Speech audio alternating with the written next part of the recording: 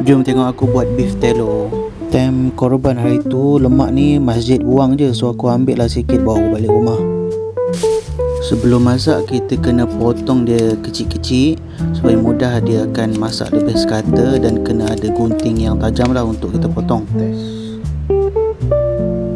Aku memang saja tak cuci lemak-lemak ni sebab dia dah bersih dah. Kalau korang punya lemak tu ada kotor-kotor hitam, so korang kena cuci lah dulu.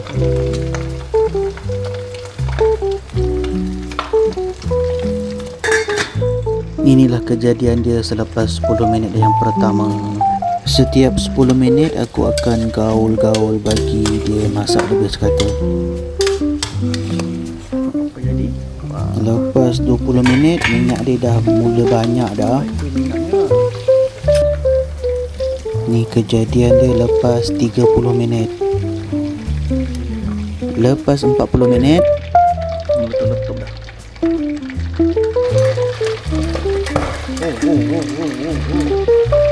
Letup.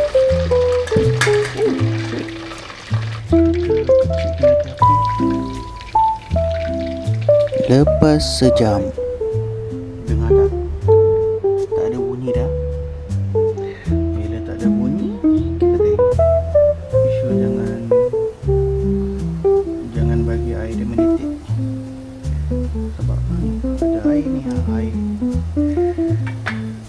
Bila dia dah start senyap tu, maksudnya dah boleh tutup api dah tu.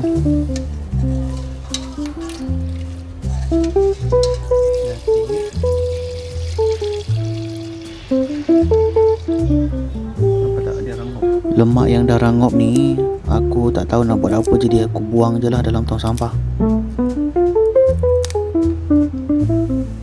Inilah kejadian dia lepas aku simpan semalaman.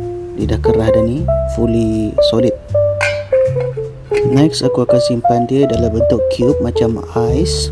Ni aku pakai silikon, dia tahan panas, dia tak akan melecur kalau kena minyak yang panas, dan dia selamat untuk makanan lah. So lepas tu simpan dalam freezer, dalam masa sejam dia akan keras. 1 jam dalam freezer.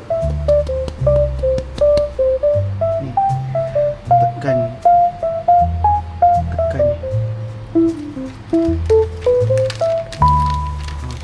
Lepas dah beku, aku simpan dalam ziplock plastik ni. Maka siaplah kita punya beef telur. Ni kita boleh simpan selama setahun jugalah dalam freezer. Untuk kegunaan memasak, aku akan simpan dalam gelas jam macam yang kat depan tu.